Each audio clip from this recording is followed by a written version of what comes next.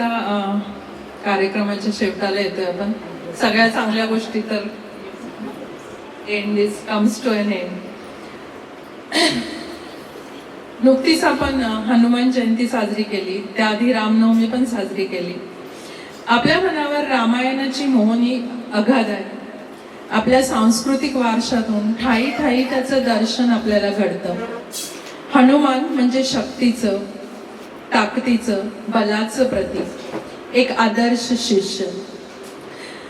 एकदा तबलावादक अण्णा जोशी गदिमांच्याकडून अपमानित झाले. म्हणजे तो काळ होता गीत रामायणाचे चाली बसवण्याचं जे काम चालू होतं तेव्हा.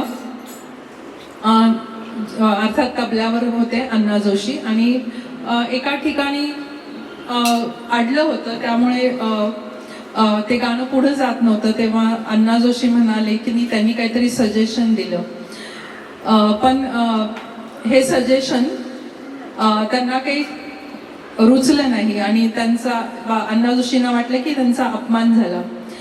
पण हा अपमान त्यांनी जिव्हारी लागला, पण तो त्यांनी वेगळ्या तऱ्हेने घेतला.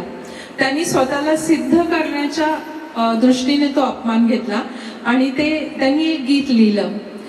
अर्थात ते गायलं स्वतः बाबूजींनीच, कारण त्यांनीच त्यांना प्रोत्साहन दिलं होतं. आणि या गीताला स्वरसाज चढवला तो संगीतकार नीलकंठ अभ्यंकर यांनी.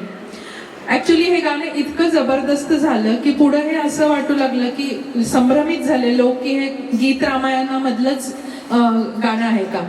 अर्थात पुढे गदिमांनी मोठ्या दिलानी अण्णा जोशींचं कौतुक केलं. तर नाम घेता मुखी राघवाचे.